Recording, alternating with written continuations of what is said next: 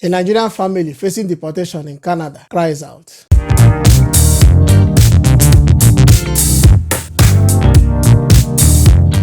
What's going on, guys? Welcome back to our channel. If you're new here, thanks for stopping by. If you have not subscribed to our channel, please hit that subscribe button, turn on the bell notification so that you'll be notified whenever we release a new video. This Nigerian couple who is facing deportation from Canada, Mr. Hafiz and his wife Rashidat, they have a son, they have 2 daughters now, and the woman is pregnant with their 3rd daughter. So according to their story, they left Nigeria in 2017 for Canada. When they got to Canada, they applied for asylum, which they have been denied asylum this past week. That should be on Thursday or thereabout.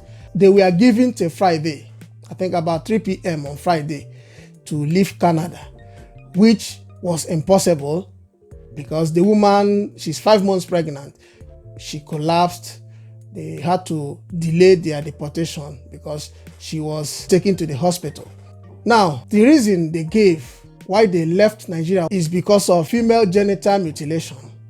They said that was the reason why they fled Nigeria, because the lives of their daughters will be at risk. Like the woman said, she said that the life of her husband and the lives of their daughters, including hers, the entire family's life is now in danger if they should be returned to Nigeria. She had their 1st daughter in Nigeria before touching down in Canada.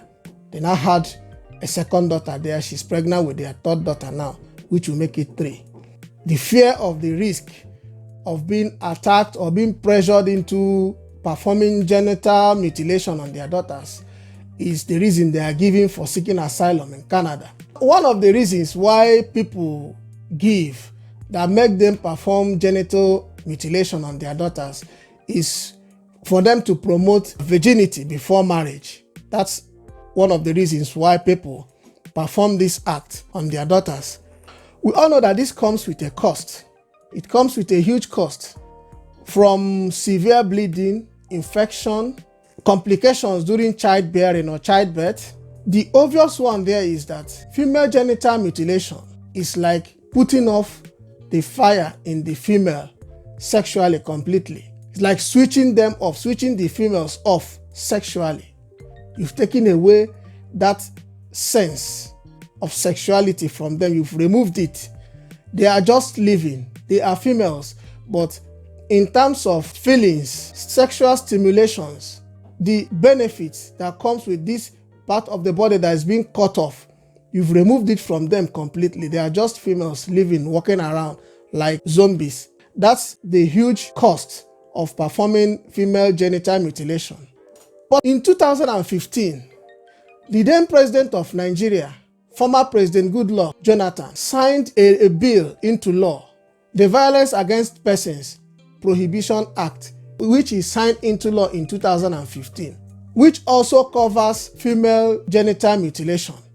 It banned it outrightly and made it illegal to be performed in Nigeria. So after the bill was signed into law, about 10 states in Nigeria have adopted the law and completely outlawed female genital mutilation in their various states. About 10 states right now. Officially, it is illegal to perform female genital mutilation on any girl, any woman in Nigeria. And this law came into effect from 2015. Now, this family left Nigeria in 2017. But before then, even before this bill was signed and became law, people have been living in Nigeria. Several families giving birth to female children, wives, mothers. None have been pressured into performing female genital mutilation on their daughters. Nobody, even the government, has disturbed anyone to perform genital mutilation on their children. It is a thing of choice. It depends on the family. It depends on the parents. Nobody has ever disturbed any family, any woman, any girl, or pressured them into performing the act on their female children. So in a nutshell, it was done by choice. It depends on the family. It depends on the parents. This family lived in Nigeria before 2015 that this law was signed. And they left Nigeria in 2017 and went to Canada to seek asylum. Before this law was signed, we've had so many people give birth to female children in Nigeria. There are so many women in Nigeria today that are not circumcised. They are married and they are bearing their own children. There are so many families, even as I'm speaking to you right now, they are giving birth to female children in Nigeria, and nobody has ever disturbed them to perform circumcision on their daughters. This family left. They were in Nigeria in 2015 that this bill was signed. They lived in Nigeria till 2017. They ran away from Nigeria and they fled to Canada to seek for asylum. After they left Nigeria, families are still giving birth to female children in Nigeria. Even my own brother just gave birth to a daughter. There is nothing like genital mutilation. It's a decision that the parents take. If you want to perform it on your daughter, that's your own. But it's not that maybe you are being compelled to do this on your children. That's one thing that this family refused to mention. It's not as if maybe today that the world is blind like before. There is internet. You can Google anything that you want. Now, any answer that you're looking for is online. We know quite all right that everybody deserves a good life. We want infrastructures, the basic infrastructures, to be there for us.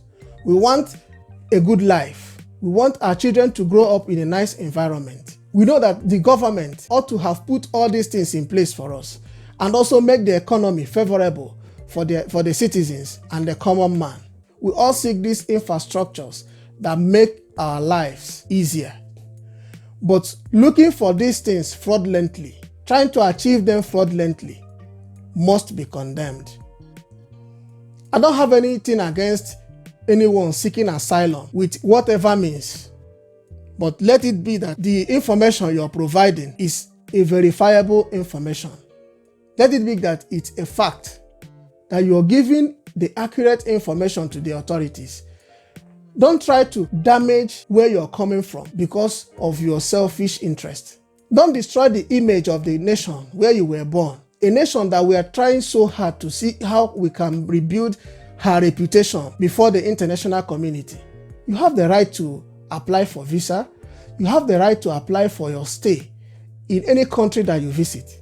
But don't drag the name of your nation into it. We know that Nigeria is not stable. There are so many killings, violence, militia groups rising from left and right, the Fulani herdsmen, the harsh economy. The government is not doing what they are supposed to do. It's a fact. You can present these information to the authorities as why you left Nigeria. Female genital mutilation is no longer a thing these days.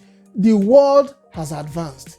Nigeria also has advanced both in economy and in technology. We are embracing this century. The internet world, that is where we are today. The scientific world, that's where Nigeria is today. No one wants to go back to the olden days. If you like this video, give it a thumbs up, share it with your friends, subscribe to our channel if you have not, and don't forget to comment. Tell us what you think. Is female genital mutilation still a thing in Nigeria? Let's meet at the comment section and continue this conversation. Catch you guys in the next one. Peace and love.